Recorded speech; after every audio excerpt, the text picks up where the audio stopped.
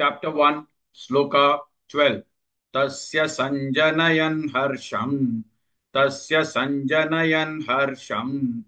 Tasya sanjanayan harsham. Kuru vriddha pitamaha.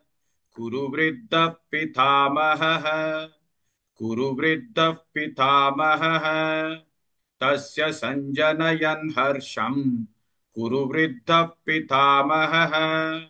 Tasya sanjanayan harsham. Kuru vriddha pitamaha. Tasya sanjanayan harsham. Kuru vriddha pitamaha.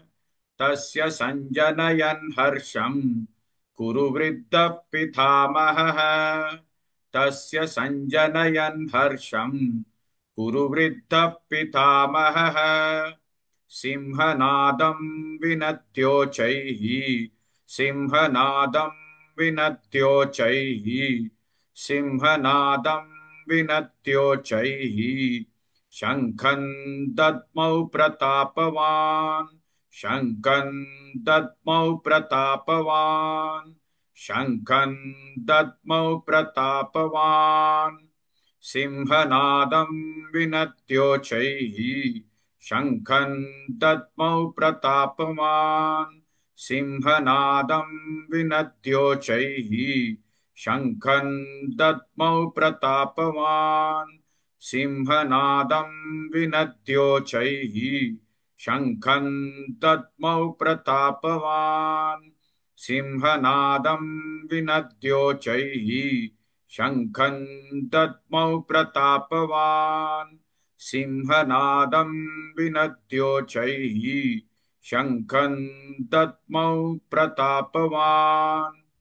Tasya sanjanayan harsham.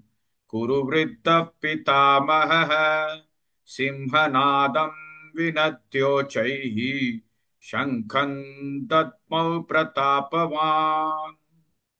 Please like and share this video because you could be instrumental in helping someone around the world recite the Srimad Bhagavad Gita, thereby helping them to have a life of unending opulence, victory and prosperity.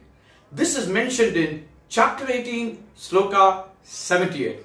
Yes, don't forget to buy my book, Leadership Can Be Child's Play. Namaste.